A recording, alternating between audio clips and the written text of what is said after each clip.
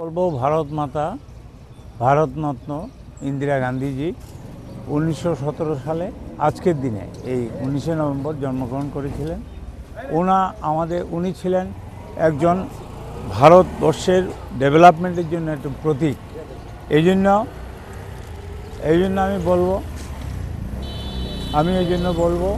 উনি যে ব্যাংক রাষ্ট্রীয়করণ করেছিলেন, ইন্দিরা গান্ধী বাংলাদেশকে স্বাধীন করেছিলেন, ইন্দিরা গান্ধী গরিবী হটাও করেছিলেন, দেখে ডেভেলপমেন্টের জন্য ইন্দিরা গান্ধী ওনার আত্মবলিদান দিয়েছিলেন ইউনাইটেড ভারতকে ঠিক রাখার জন্য, বিদেশি শত্রুর থেকে ভারতকে অক্ষুণ্ণ রাখার জন্য ইন্দিরা গান্ধী ওনার প্রাণ পর্যন্ত দিয়েছেন।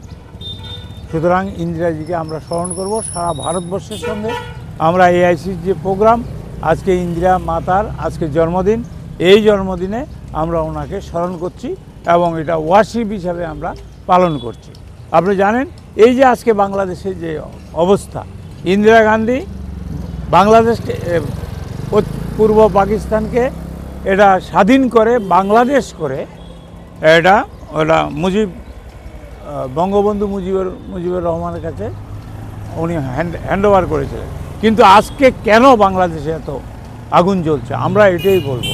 কেন আজকে অশান্তি, কেন হিন্দুদের উপর অত্যাচার চলছে, এটা আমরা বলবো যে ভারতবর্ষকে অক্ষুণ্ণ রাখার জন্য, ভারতবর্ষের ডেভেলপমেন্টে কেন আজকে এগুলি হচ্ছে।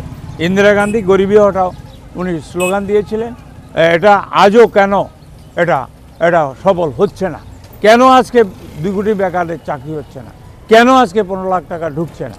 আজকে এইগুলি আমরা সারা ভারতবর্ষের সঙ্গে ত্রিপুরাতেও বনমালীপুরেও আমরা আজকে ইন্দিরাজির জন্মদিন পালন করছি। নমস্কার।